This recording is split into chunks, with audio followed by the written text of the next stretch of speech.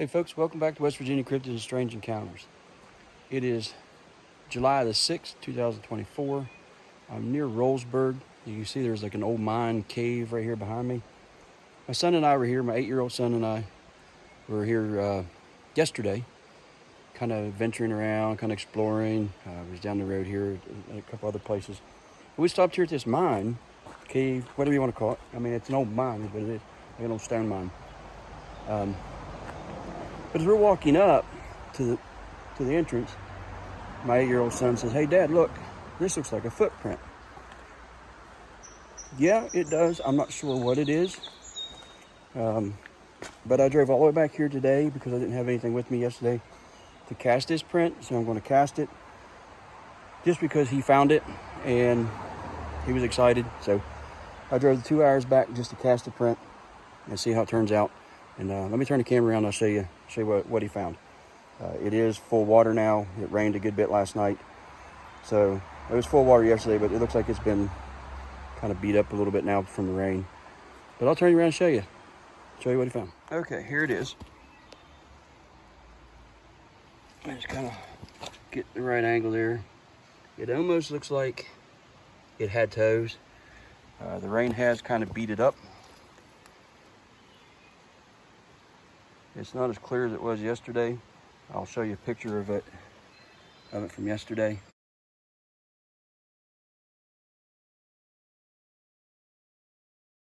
I'm going to go ahead and, I mean, it could very well be somebody's boot. It could be, something like that. But he was very, excited to find it. I told him it could be somebody's footprint. It could be a boot. But he thought those looked like toes.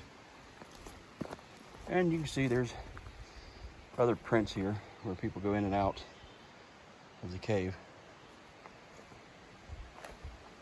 But just for the heck of it, because he found it, I'm gonna go ahead and print or cast it. All right, folks, I'm going to walk you through the process in which I cast and document tracks when I do find them. First thing I got here is a square. You can get these at the Dollar Tree for like $1.25.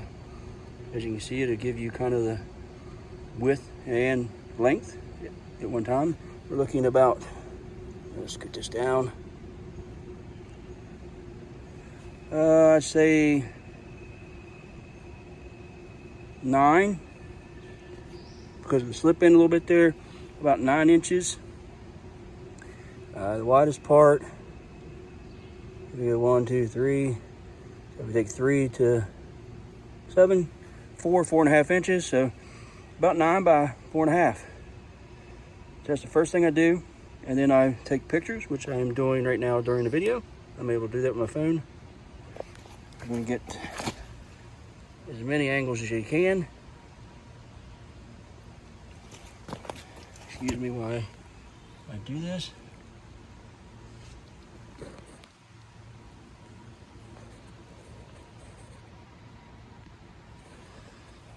Okay, so that's the first thing I do. Now I've also documented the coordinates of where it is found and the date and stuff like that. So the next thing I'm going to try to do, this is the first time I've done it, is the new scan app that somebody recommended. I'm going to give that a try. So I'll be back with that.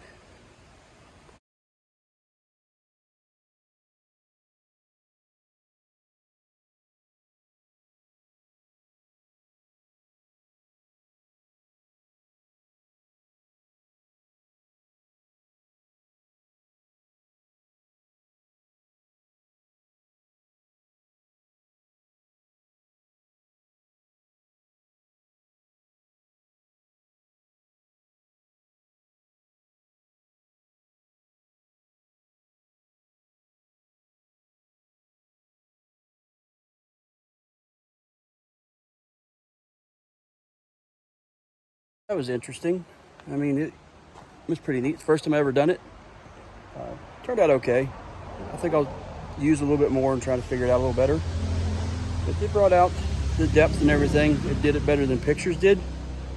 You can see what He's thinking might look like toes. I'm not sure.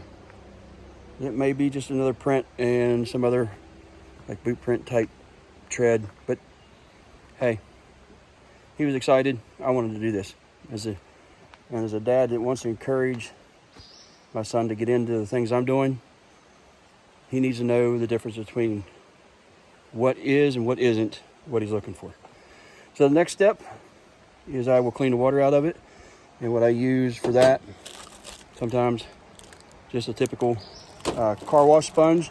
Got this at Walmart for $2 or $2 or $3, and then I'll mix the plaster and I'll show you how I do that. Okay, this may or may not work in this small of a print, but I just take the sponge, let it sit there for a little bit, try not to get it too much in the bottom. You can see the water starts to soak up in it.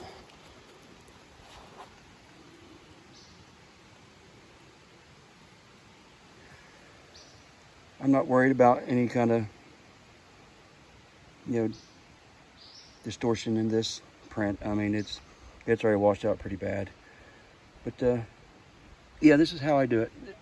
Sometimes with this, and sometimes with maybe a little turkey baster if there's water in it, to get as much water out of it as I can. And this new sponge does not seem like it wants to work so great.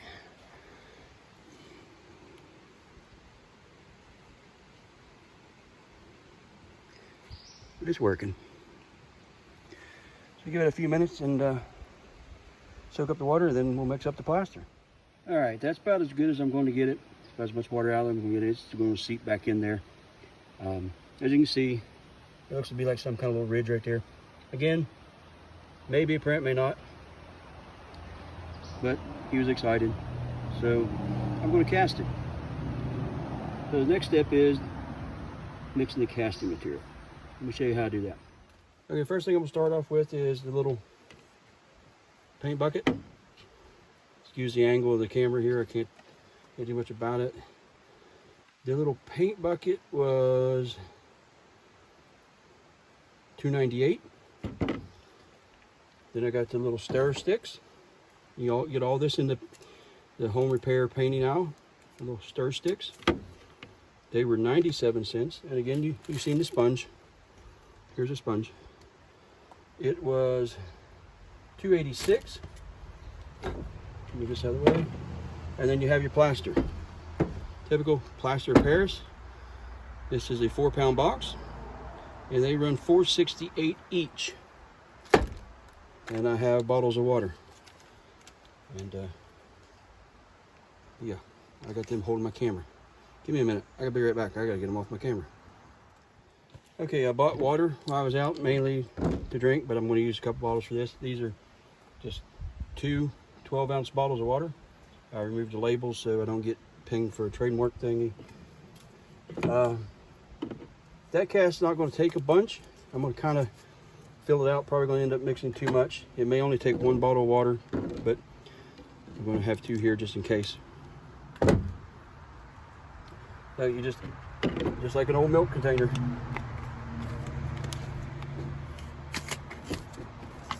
You open it like them old school milk containers. Got this, you can tear all the way open. I'm going to put in, let me see, 16 ounces. So usually 1-to-1, dry to wet. It does a pretty good job.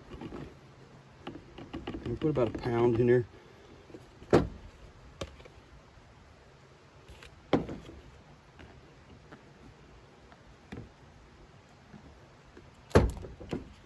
I mean, there's different techniques to do this. A lot of times I have a sifter screen in my other pack. I didn't have one today. Didn't bring it with me. But you get all this stuff at Walmart and your local hardware store. Okay, there is about 16 ounces of powder. Well, that's shown liquid, but about 16 ounces is shown on the bucket here. For it's actually liquid ounce, foot ounces, but add to 1 bottle of water.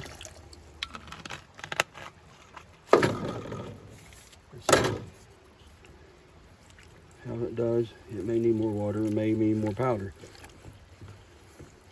A lot of times it's like, you know, kind of 1 to 1, maybe a little, actually a little bit less really. Sometimes half to 1 in some instances. I'm gonna mix this a little bit thin so it rolls into the track really well. That's a little bit too thin. So yeah, this isn't going to turn out to be 1 to 1. It's going to be a little more.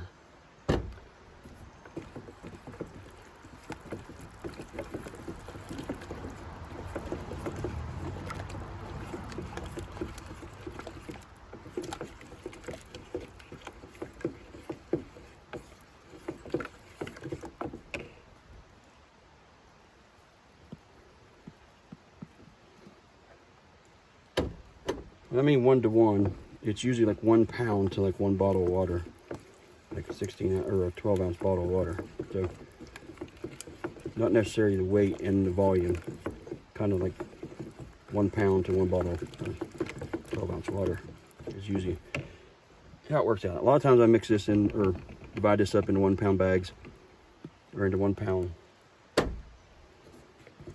measurements in a bag, but I didn't have any home today, so I stopped on the way to Walmart and grabbed everything. Or grabbed everything on the way here at Walmart, excuse me. We're getting better now. Getting mixed up. That's getting a little better. Still got some chunks in there. You want to break those up as much as you can. Get as smooth as you can. And when sifting this stuff, it will make it mix a lot better. Just a standard little like kitchen sifter. You can get those at the Dollar Tree as well for like $1.25. So if you're gonna do this kind of stuff, just build you a small pack, small kit. And like I said, you get a lot at Dollar Tree, like the little tape or the little square here, $1.25. These are 97 cents. So yeah, now we're getting there. We're getting about that consistency. I don't know if you can see that, it's almost like pancake batter. Oops, splashing it everywhere. Some people actually make it too thick. A lot of times making it too thick is kind of hard to get in there, and they try to push it around with the stick. And that kind of makes it kind of a mess. It kind of gloppy. You don't get into the track very well. So you just got to feel for it. Just got to get a feel for it and take your time. But that looks pretty good right there. Put this off his side. And we'll go pour it. There it is. As you can see, a lot of water has already seeped back into it. You basically want to like pour it to where it works itself in there. It'll push some of the water out. And it'll flow right in. See how it pushes the water out?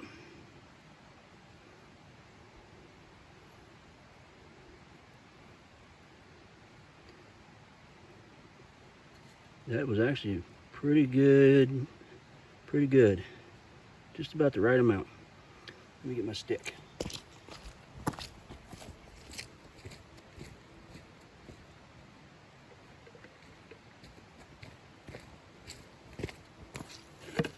I'll finish putting this in there.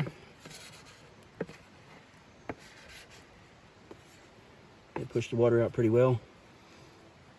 You can smooth it out somewhat. But like I said, if you go too heavy, too thick, then you got to push it and it'll leave a mess. The track won't fill in the actual details of the track. So there we go. Now we'll leave it set for usually about 45 minutes. And we'll come back.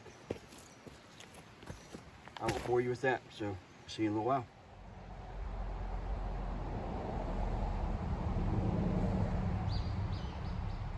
All right, folks, it's been about 45 to 50 minutes, and it is fairly hard to touch. I can still see some water, some moisture. So that means it is not completely cured. It will take quite a while to do that, especially in the wet conditions. So what I'll do, I'll see if I can get it out, and then leave it to dry.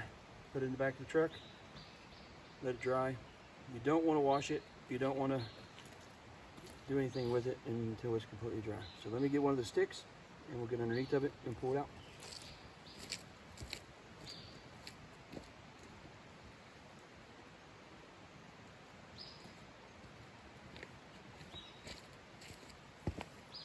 Okay, you kind of want to work your way around, move some of the mud, because you don't want to pry too hard. As you can see, it's fairly wet. The ground is fairly wet. Like I said, you do not want to clean this right away. Leave the mud on it. Whatever else is on it, leave it on there. And just slowly get around it. Sometimes it takes a little time.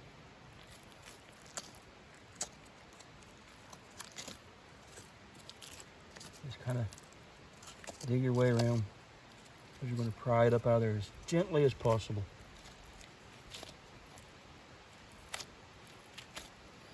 More to lift it than pry. So you kind of want to pick it up. There it is. We won't know for a few days whether we actually have a good track or not. Not until it's clean. Like I said, you have to take, sorry, didn't have any camera, but there it is. And we'll just take it and, oops, let it dry.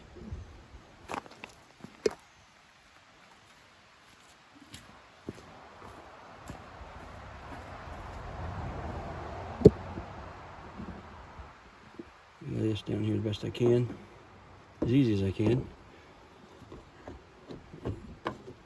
Just get to the other side. Put my water back on the camera here so it doesn't fall over. Try to get this out of the shadow. Alright, so there it is. That's how you do the casting. Again, don't know how it's going to turn out. Won't know that until it's completely cleaned and dried. And then I do my rubbing to see if any of the toes and stuff like that shows up.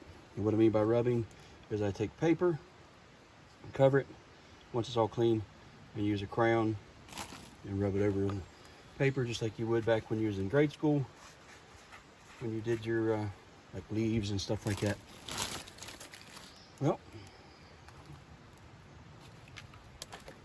Well folks, I hope you found the video informative. That's the way I do the castings. Those are the steps I use. That's the material I use. I know there's some other material out there that's much better, you know, like Hydrocal, but it is pretty expensive. And if you're just doing this as a hobby, that's the budget way there, the budget friendly way. Just go get you some stuff at Walmart, go out, have a good time, you know, take the kids out, find some other tracks, find some deer tracks, dog tracks, or animal tracks. Cast them, practice, you know, get the kids involved. And that's the way I like to do with my son, and that's the way I like to encourage other people to do when they're in this kind of into this hobby. And that's what I consider a hobby. So with that being said, thank you for watching. Thank you for subscribing. If you haven't yet, please do so, and I'll see you on the next one.